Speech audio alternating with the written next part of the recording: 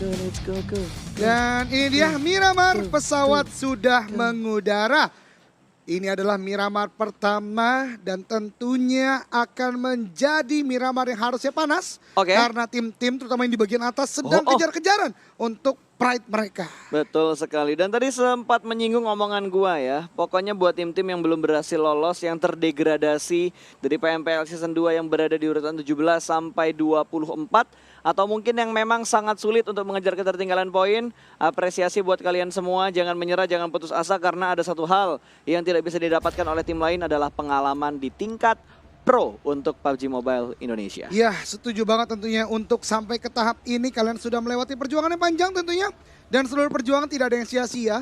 Tinggal bagaimana memaksimalkan kembali lagi dan kita berharap bisa menyaksikan kalian lagi di PMPL season berikutnya. Oke, siap Jan? Yup, Back to the beat. back to the game. Oke, pesawat sudah mulai mengudara dan berangkat dari arah La Cobreria menuju ke arah Los Higos. Kalau kita ngomongin circle di Miramar, kita lagi sering lihat circle-nya menuju ke arah kiri bawah. Iya, betul banget. Valle Del Mar dan sekitarannya memainkan perbukitan Cumacera. Sekarang nih, kemanakah circle akan menuju? Belum kelihatan, Belum kelihatan. belum terlihat. Masih bersabar, pesawat akan hilang 1, 2, 3, 4, 5, 6, 7. 7 detik 7 detik. ternyata. Betul sekali. Dan circle ternyata cukup baik kalau Yap. menurut gua. Ini benar-benar sebuah central circle yang cukup besar untuk Oke. para player langsung bisa dapati. Kecuali mungkin The Pillars yang memang ke Valle Del Mar dan tim-tim yang berada di utara. Betul sekali. Karena tidak ada morph, tidak ada NFT. Cuma caranya kosong dan ditepati oleh tim IOG. Tapi di sisi yang lain ternyata sudah mulai ada fight yang terjadi antara Nara dan juga Onyx. Ini di arah San Martin. Sementara satu player Nara sudah mulai terkenop. Dan ada lemparan molotov Lotos Haitos dari seorang Cleon menuju ke arah compound dari tim Nara. Sementara Joyce masih menahan di bagian rumah yang berbeda. Tetap dikontrol dengan sangat baik oleh player-player dari tim Onyx. Ya, betul banget. San Martin berdarah saat ini ya. Tidak ada aura. Onyx dan juga Nara di sini mendapatkan sebuah compound yang berbeda tentunya. Namun, satu player dari Nara udah harus dipulangkan ke lobby. 3 melawan 4. Zero tuh sudah melakukan sebuah revive tadi. Healing Prom harus segera dilaksanakan karena berbahaya banget dengan compound yang banyak, kurang manpower. Tentu sulit untuk melakukan retake position. Tentunya akan sangat berbahaya kali ini. Mereka bermain pelanan, pasti tidak ada gerakan yang terlalu barbar yang mereka lakukan. Tidak ada hal-hal yang terlalu agresif karena mungkin terlebih untuk Nara. Karena mereka udah kehilangan satu player mereka. Maybe sudah dipulangkan terlebih dahulu ke arah lobby. Menjadi orang pertama yang dipulangkan ke arah lobby juga ini menjadi kerugian buat Nara. Karena Nara membutuhkan poin yang cukup banyak untuk mengejar ketertinggalan mereka di 3 match yang tersisa. Yap, betul banget. Dengan manpower dengan 3 saat ini tentunya Nara harus memutar otak kembali lagi. Mengganti mungkin strategi yang tadinya mau dimainkan karena kalau teman-teman perhatikan San Martin kali ini bisa gua katakan 60% dikuasai oleh tim Onyx karena di bagian bangunan-bangunan Onyx sampai ke arah Hacienda itulah main building atau bangunan-bangunan utama San Martin. Sedangkan Nara ini udah sedikit banget compound yang mereka bisa dapatkan. Ya, kita masih fokuskan di arah San Martin ternyata karena emang ini fight yang begitu lama. Betul. Padahal ini terlalu banyak bangunan-bangunan ya. Itu dia. Gua rasa kalau kita nyorot ini terus bisa sampai circle ke-8 nantinya. Kalau mereka nggak pindah. Itu dia, stalemate terjadi ya, masih panjang juga. Kita berpindah ke La Cobreria, tadi di bagian utara ada tim Victim dan Pecado. Untuk Bigetron Red Alliance sendiri nggak ada tim lain yang menjadi contender sejauh ini. Iya, kalau kita ngomongin tentang Bigetron juga nih, Jan. Bigetron ini kalau lu perhatikan dari beberapa map yang ada atau semua map lah yang dipertandingkan untuk di turnamen-turnamen tingkatan nasional dan internasional, mereka sekarang lagi berusaha banget untuk mengambil drop zone yang berada di tengah-tengah mapnya. I see. Pecado sudah berhasil mereka amankan. Betul. Sunhawk mereka lagi fight ingin mengamankan bootcampnya terlebih dahulu. Betul. Terus kalau kita ngomongin di arah Vikendi, mereka turun di arah apa namanya? Nama kotanya gua lupa. Wait. Kalau di Vikendi itu sekarang kalau di internasional, BTR tuh lagi sering mainnya di AB. Di EB Selatan Main di AB, tentunya. daerah Betul Wineri banget. AB itu mainnya di sana. Dan kalau kita ngomongin di Irengel, mereka main di arah farm. Betul. Tidak terlalu tengah, tapi spot yang sangat enak untuk menentukan titik rotasi berikutnya. Nah itu dia, menurut gua poin utama yang ingin dibentuk oleh tim Bigetron Red Alliance adalah karena mereka melakukan sebuah kompetisi tidak hanya domestik, Betul? internasional juga. Uh-uh. Oleh karenanya mereka butuh spot yang sangat fleksibel. Yap. Dan menurut gua posisi-posisi tengah itu tuh penting banget karena rotasi mereka akan lebih mudah dilakukan ketimbang melakukan drop zone di tempat-tempat yang notabene-nya agak pinggir. Betul, tapi karena lu bilang dan kita udah ngebahas BTR dari tadi, kalau kita perhatikan di posisi 1 dan 2 dari live standingnya, BTR dengan 795 poin, Ion dengan 745 poin. Gapnya memang terlihat jauh, tapi balik lagi, kalau di sini BTR-nya underperform, mereka pulang ke lobby di urutan 13 sampai 16 atau bahkan 9 sampai 16 di antara angka-angka itu. Ada kemungkinan besar Ion bisa mengejar ketertinggalannya, tapi dengan catatan Ion harus mendapatkan game yang bagus, skill mereka harus 2 digit dan mereka harus mendapatkan WBCD. Nah itu dia, berbicara hari ini misalnya, pembuka hari tadi Ion mendapatkan chicken dinner. Betul, 15 kill itu tadi merupakan sebuah awal yang cukup baik buat Ion. Namun kembali lagi, Bigetron Red Alliance, experience team ya, bisa mendapatkan chicken dinner juga di game barusan, kemudian juga bermain cukup maksimal juga hari ini. Jadi menurut gua ini masih kejar-kejaran tentunya keduanya. Pastinya. Ion tentunya mau mengejar juga karena selain juara 1 reguler yang tadi kita bahas, langsung dapat slot ke SEA. Apalagi ya, nggak hanya di posisi 1-2. Kalau kita ngomongin 15, 16, 17, 18 lah. Oke lah, kita nggak ngelihat permainan Bonafide, NFT dan juga Red Rocket. Tapi Nara sepertinya akan sangat sulit untuk menyentuh angka 451. Mereka butuh game yang cemerlang banget di 3 game ini. Mereka seenggaknya harus mendapatkan 15 kill, mereka harus mendapatkan WBCD. Setiap roundnya mereka harus mengumpulkan 30 poin. Kalau mereka bisa lolos untuk masuk ke babak 16 besar. Tapi ya balik lagi, itu sebuah hal kalau tinggal 3 match itu kayak impossible. Itu dia, persentasenya untuk bisa sampai ke top 16 itu ada, memang tetap ada. Namun kembali lagi agak cukup sulit. Tapi kita kembali lagi ke game saat ini di mana Airwolf dan juga dari tim EVOS sudah berdekatan di bagian graveyard. Ini adalah tempat yang cukup tricky juga. Ada di sana kuburan-kuburan, ada gereja yang bisa dimaksimalkan. Jadi kayak tim yang paling bisa untuk mendapatkan celah terbaik di shoulder pick kali ini, dia yang akan membuka war ini dan mungkin bisa mendapatkan kemenangan di war kali ini. Betul, kalau mereka komit untuk melakukan fight. Balik lagi, ini tinggal 3 match terakhir. Dan gue yakin target untuk tim-tim yang sekarang udah berhasil dan nyaman di 16 besar, target mereka adalah mengambil prize pool terakhir untuk minggu ke-6. Oh iya, betul. Itu yang akan mereka incar. Itu ibaratnya kayak satu boostingan semangat lagi buat mereka untuk mengejar dan tetap bermain dengan semangat. Karena ini regular season, prize poolnya dibagi setiap minggu.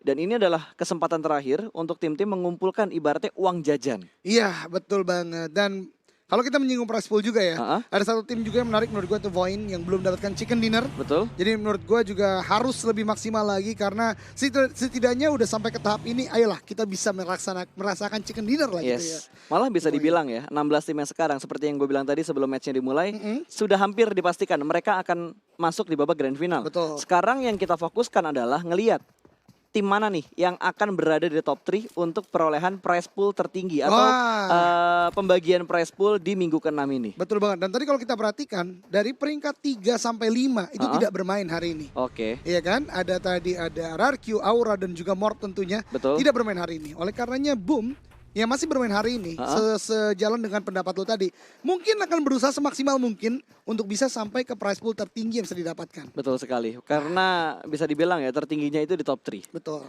Tertinggi di top 3, sisanya ya uang jajan lah. Apalagi kalau bisa mendapatkan WBCD, kalaupun nggak masuk di top 3 untuk poin mingguannya, setidaknya mereka mendapatkan $50 dari hasil ayam yang mereka dapatkan. Itu dia, setiap chicken dinner tentunya diganjar dengan $50. Wah, agak godek lagi ya tadi RLB 2 kali. Kena buung puyuh ya. Ada buung puyuh. Oke. Betul banget. Sementara kali ini Miramar yang agak sedikit pasif. Betul. Tidak ada fight yang terlalu intens, hanya sekedar pick off aja. Bahkan kita udah berjalan 8 menit baru 1 orang yang dipulangkan. Betul banget, tadi dari Nara ya. Oleh Onyx Maybe, betul banget. Dan kembali lagi menurut gue menjadi pasif karena kita ketahui zona pertama tuh baik banget buat para player tadi.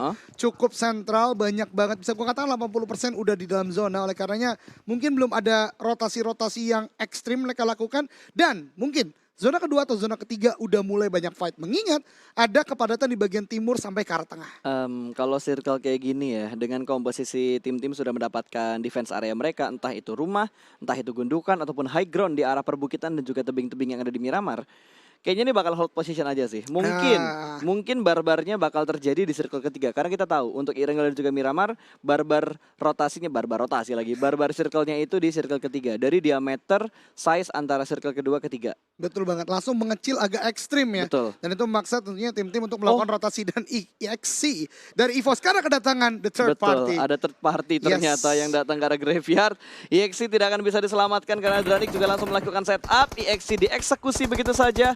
Poin pertama untuk Dranix, tapi sepertinya EVOS saat ini ke-sandwich oleh Aerowolf. Terus ada Dranix juga di sekitar mereka, mau kabur kemana nih? Untungnya mereka mempunyai gereja yang sudah mereka setup sedemikian rupa baiknya. Iya betul banget, dan di bagian gereja itu akan menjadi holding position mereka. EXC sepertinya tadi ya tidak menyadari gerakan cepat dari Dranix dari bagian belakang tadi. Yang gue maksud sentral ini menjadi kembali lagi ya momok utama, menjadi meta yang mungkin banyak dilakukan oleh para pro player saat ini. Ucup udah setting up juga di sini.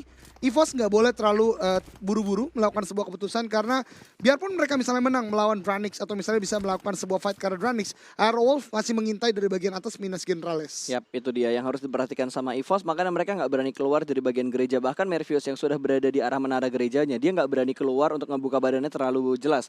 Dia hanya bermain TPP dan berusaha untuk mendapatkan informasi dari setup yang dilakukan oleh tim Dranix ini. Iya betul banget, dan kita berpindah ke tempat lain tentunya ada IOG yang sudah kontrol bagian high ground. Ada rotasi juga yang dilakukan oleh Alterigo di bagian sana. Ini ada di sekitaran Los Leones di bagian bawahnya dan juga dekat juga dengan Pekado, tentunya jalur rotasi yang cukup luas di sini. Ada open field juga, ada spot yang dilakukan oleh Olis ke arah player-player Alterigo kalau tadi kita perhatikan sedikit. Namun kembali lagi belum ada fight yang terjadi di tempat ini. Lu baru singgung gak ada fight, tiba-tiba ada satu knockdown yang terjadi. Siren menuju ke arah pemain dari tim Onyx, ternyata satu player mereka tertikung ketika sedang melakukan rotasi dan ada lemparan granat lagi. Anthem masih fokus menuju ke arah Nick, tapi ternyata dua setup flank dilakukan oleh tim Onyx. Tinggal melihat setup mana yang lebih rapi dan area mana yang lebih menguntungkan. Karena kalau kita lihat dari Onyx, pemain mereka semuanya nge-split 2-1 setup yang mereka lakukan, sementara Siren membelah formasi mereka menjadi 3-1 ini harusnya. Ya betul banget, Nick sudah knockdown, sepertinya akan cukup sulit untuk bisa di-revive oleh teman-temannya dari Onyx. Agak spreading out terlalu jauh, tapi kembali lagi Onyx sekarang udah kontrol bagian high ground di sekitaran power grid. Dan Siren sepertinya menyadari itu. Audrey akan melakukan sebuah regrouping dengan temannya di bagian high ground yang lain. Ini akan menjadi lock, sama-sama lock ya, karena dengan high ground control yang berbeda. Tapi kembali lagi, Nate masih bisa dilemparkan oleh Onyx ke arah tim Siren. Betul, bahkan Nick langsung dipulangkan menuju ke arah lobby. Satu orang yang ada di jajaran Terminator top 10 kali ini sudah mulai tumbang, dan Dranix dan juga EVOS juga sudah mulai melakukan fight di arah tempat yang berbeda. Dua fight di arah dua tempat yang berbeda. Gereja sudah mulai dipus, granat bakal dilempar, sementara Mozart masih berada di bagian luar dari pintunya, mungkin bisa menghindari tembakan dan juga setup yang sedang dilakukan oleh pemain-pemain Dranix. Karena kali ini Mervius masih membutuhkan waktu untuk melakukan healing, sementara Mervius juga berhasil mendapatkan Ucup. Satu down, tapi EVOS hanya menyisakan dua player mereka, di mana Fox menahan seorang diri aja di bagian dalam dari gerejanya. Granat bakal di-cook langsung menuju bagian paling luar, sementara Dranix masih bermain di bagian tangga. Harusnya aman dari damage granatnya seorang Fox. Mervius masih meminta waktu untuk Fox buying time terlebih dahulu karena dia butuh waktu buat healing. Ya, dan Foxnya juga udah melemparkan sebuah molotov, tapi ternyata ada nade juga dari Dranix ke arah Morpheus, menyisakan Foxy last man standing dari EVOS saat ini dalam gereja. Dan Foxy tahu akan hal itu, mencoba untuk mundur perlahan, tapi lihat 4 orang dari Dranix akan langsung masuk ke arah dalam Mozart, mencari pergerakan dari Foxy. Foxy belum melakukan sebuah pergerakan yang sangat-sangat agresif karena dia healing di bagian belakang sana. Dan ini dia Mozart maju dengan AKM, harus berbeda sistem juga dari bagian kiri, dan ini dia EVOS diratakan di peringkat ke-16. Moving yang sangat berani tapi terukur dari Dranix. Dranix berhasil menjinakkan harimaunya, tapi fight masih belum berhenti karena Onyx masih melakukan fight-nya dengan tim Siren, di mana Onyx sangat dirugikan. Hanya menyisakan satu player mereka saja yang masih aktif. Onyx hanya menyisakan Ken seorang saja. Dua player lainnya sudah mulai knock. Dan Liquid juga sudah mulai melakukan peperangan. Bahkan Audrey berhasil melindas satu pemain dari tim Siren. Tadi satu berhasil diamankan kali ini. Harusnya dari Ken nggak bisa cabut, terbukti. Berhasil cabut sih dari sini, tapi dipotong sama victim. Iya betul sekali, Onyx ternyata terhabisi di peringkat ke-15 karena fight dengan dua tim yang berbeda. Siren sudah melakukan sebuah suppressing yang cukup berat. Karena kembali lagi, walaupun sebelumnya tadi udah dikontrol dengan baik oleh Onyx, tapi rotasi dan flank yang dilakukan Siren juga on point. Ya sangat on point. Sementara Siren yang sudah mengumpulkan poin yang cukup banyak, mereka mendapatkan 3 poin kill di awal ini. Sayangnya kalau tadi dia dapat Ken, 4 kill bersih diamankan oleh Siren harusnya. Tapi Siren yang sedang rotasi juga sudah mulai dipantau oleh Nara. Nara yang berhasil lolos dari beberapa press yang dilakukan Onyx tadi. Malah Onyx duluan yang bonyok dan dibonyokin sama tim lain. Dan kontrol spray yang cukup baik. Audrey tumbang, hook di steal kill oleh Point 2K. Betul sekali, Joyce tadi udah memberikan sebuah performa yang luar biasa. Red dot jarak sejauh itu. Knockdown, tapi ternyata ada Void di tempat lain. Wah, memang bagaimana ya. ini kan battleground ya, survival ya. Betul. Jadi kalau nggak fokus, nggak bisa langsung commit, angle shootnya ketutup dikit aja dan menguntungkan sama tim lain, pasti bakal diambil sama tim lain. Tapi Ion yang ternyata saat ini lagi kejar-kejaran poin sama Bigetron, sama saudaranya sendiri, akan dihajar oleh seorang Serigala. Setelah Serigalanya tadi ngebantuin Ion untuk ngehajar BTR, kali ini Ion yang akan dites mentalnya oleh pemain dari Airwolf. Ya betul banget, dan kita lihat ternyata belum selesai fight tadi antara Ion dan juga Airwolf. Di dekatnya ada Geek dan juga Dranix, di mana dari Dranix agak cukup kesulitan. Mozart udah ter-take down, tinggal misalkan Ucup yang masih bisa melakukan healing prompt, tapi open field sangat sulit untuk bisa berlindung dari gertakan Geek yang sudah menguasai bagian high ground di bagian lainnya. Oh, ini mission impossible sih Wah. untuk survive bagi seorang Ucup. Lower ground, areanya open field, dikontrol dari high ground, Ucup bisa survive, ini miracle buat dia. Ini miracle banget, belum lagi ngurusin kalau misalkan dari arah belakang Ucup ada tim lain yang tiba-tiba datang. Nah itu dia menjadi momok utama bagi Ucup saat ini. Ada sebuah kendaraan rusak di bagian sana, namun kembali lagi ini agak impossible. Bahkan Datmosh udah kembali lagi melakukan inisiasi sepertinya untuk mulai maju perlahan, tapi ternyata ada shot dari Auro di bagian belakang, dan itu dia ternyata itu Bubu dari bagian lainnya mendapatkan player terakhir dari Dranix pulang dengan peringkat 14. Tapi ini Datmosh bahaya loh, kalau dia kasihkan ngeluting tiba-tiba ditebak sama Auro itu bakal bahaya banget buat pemain dari Geek Fam. Tapi Red Face yang sudah menempatkan kakinya di arah pegunungan ini, dan ternyata benar aja Auro langsung ngontrol angle-nya ke arah lower ground. Datmosh tapi sejauh ini masih bisa selamat, dan circle keempat membanting ke bagian kanan bawah ke arah tenggara. Jadi akan sangat merepotkan tentunya buat tim-tim yang akan datang dari utara, karena utara lo lihat ada 1, 2, 3, 4, 5. Ada 5 tim yang akan datang dari sisi utara. Iya betul banget, terjadi kepadatan di bagian utara, dan kita lihat ada early rotate yang udah dilakukan masing-masing tempat lain. Boom, Sepavel di sini masih bisa untuk keluar dari vehicle-nya, tapi sekarat sekali Renalre. Boom. Dar. Wah, ternyata masih selamat ya. Betul sekali. Gua kira bomnya bisa langsung ngebuat Sofela knock, tapi yang jadi permasalahan bukan bom, tapi blue zone-nya. Blue zone-nya udah mulai bergerak, tapi wow, wait a minute. Apa yang terjadi dengan VL? Tiba-tiba terkena efek ledakan, nggak ada yang ngeledakin, tapi dia meledak dengan sendirinya. Wah, itu berbahaya banget tentunya ya. Nanti mungkin kita bisa tahu, tapi di tempat lainnya Voker need-nya connect ke arah Requiem. Tempat lain juga Siren sedang fight dengan Voin. Voin yang tadi melakukan sebuah steal kill ya ke arah player dari Siren yang di-knockdown oleh Nara. Saat ini bisa ada Hulk yang tereliminasi sebentar, itu knockdown, tapi kita Trigo ini pulangkan ke lobby di peringkat 13. Yap, dan saat ini juga Siren mendapatkan press yang sungguh berat. Cukup nekat untuk mengendarai satu Mirado yang sudah mulai berasap. Untungnya mereka bisa nge-buying time.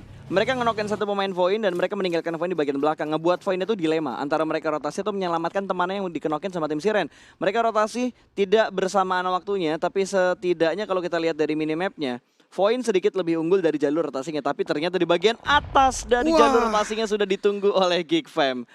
Aduh. Ini dia ya, ada sebuah fight lagi juga terjadi. Ternyata bukan hanya itu, The Pillars juga sedang fight melawan tim The Victim, di mana keduanya saling tukar-menukar knockdown. Namun kalau teman-teman perhatikan, dua player dari The Pillars yang knockdown di depan sana agak cukup sulit untuk di-revive. Sedangkan di kondisi yang lain, Victim masih bisa untuk melakukan revive. Tapi Victim masih di luar zona oleh karena masih punya PR juga untuk masuk ke zona. Jan. Ini dia pertarungan antara kedua tim yang sedang memperebutkan posisi puncak. Namun ternyata satu burung elang tertangkap di panasnya Miramar, dipulangkan ke arah lobby Bigetron. Sudah saling tatap-menatap dan akan langsung ditembak. Sedikit kepencet ternyata. M4 yang dipegang sama player dari Bigetron tadi. Ion hanya bertahan dengan 3 pemain mereka, 4 lawan 3. Kakak beradik akan segera bertemu. Granat memberikan efek yang lumayan sakit kedua player dari tim Ion. Ya betul banget, topografi dan elevasi yang membedakan antara Bigetron dan juga Ion Esport. Keduanya bermain di bibir zona. Namun kita perhatikan sini dengan 4 manpower yang masih tersedia. Utility yang cukup banyak. Masih bisa dilemparkan. Tapi ternyata di tempat lain tadi ya kita lihat dari 6-9 fight juga dengan Victim. Victim bahkan terdesak juga dengan tim The Pillars, agak cukup kesulitan. Dan kita lihat Victim satu persatu tumbang. Masih di mini screen kita di bagian bawah sana, dan itu dia Victim tersandwich dengan 2 tim. Ada 6-9, ada The Pillars dipulangkan ke lobby di peringkat 11. Betul, sementara Bigetron masih menahan di posisi yang sama. Ini mangkok yang memang menjadi transit pointnya Bigetron kalau circle-nya menuju ke arah Pekado. Ini mangkok yang selalu diambil sama Bigetron.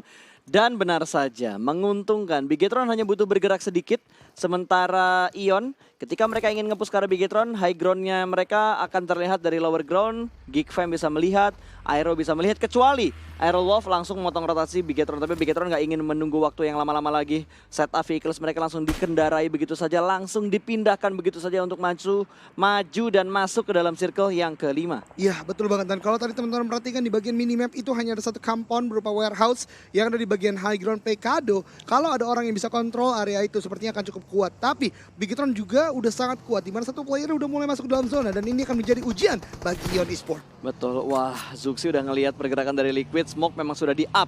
Tapi ternyata Zuxi yang terlebih dahulu masuk berhasil mengontrol angle dengan sangat baik. Liquid ditembak di spray begitu aja, proning shoot dari seorang Zuxi.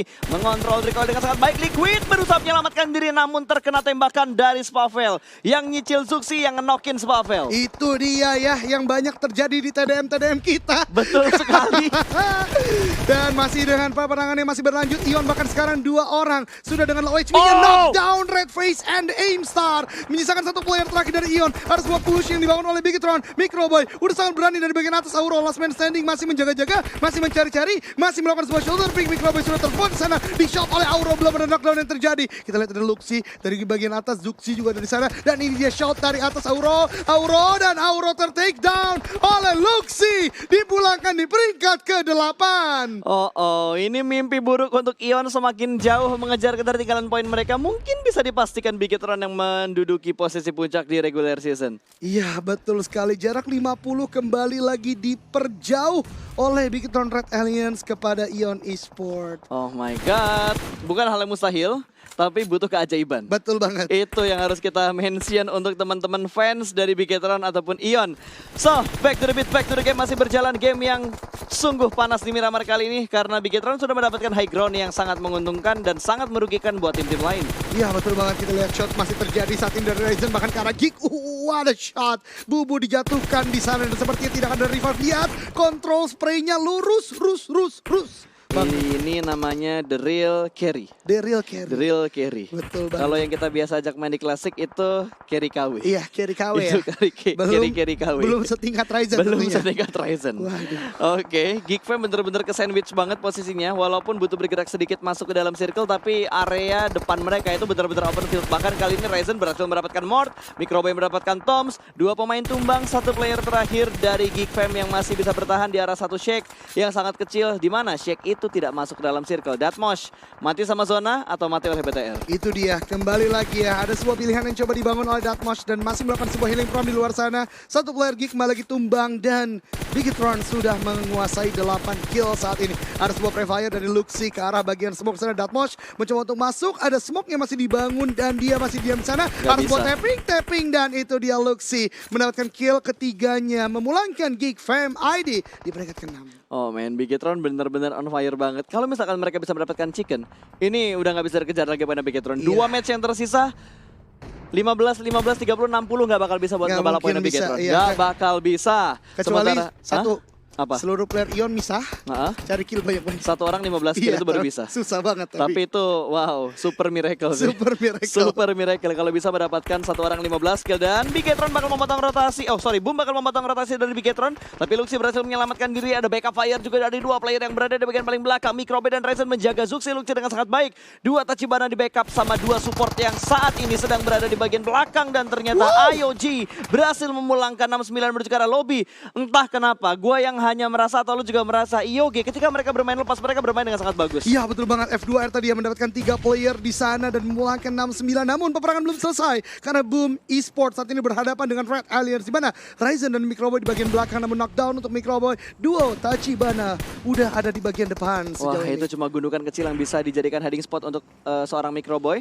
Dan kali ini sepertinya Boom tidak ingin melakukan pergerakan yang merugikan mereka. Mereka nggak pengen ngeflank yang ke arah jauh-jauh. Pokoknya mereka ingin melakukan stick together berempat aja.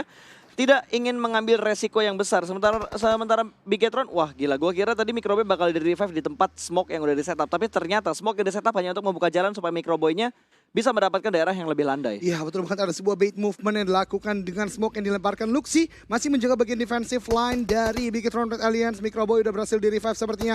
Healing Prom akan coba dibangun, tapi kalau teman-teman perhatikan defensive line dari Bigetron saat ini sangat tipis dengan zona oleh karena smoke sudah dilemparkan ke depan untuk menutup angle shot Boom Esport. Betul sekali, smoke yang dipunya sama Bigetron benar-benar banyak kali ini. Yang diajak main kayaknya BTR sama Boom, sementara IOG dibiarkan menjadi penonton terlebih dahulu. Tapi ini yang bakal berbahaya, granat dari Bigetron bakal dilempar, langsung 2 granat dilempar dan hampir saja miss. Bukan hampir aja kena, hampir aja miss.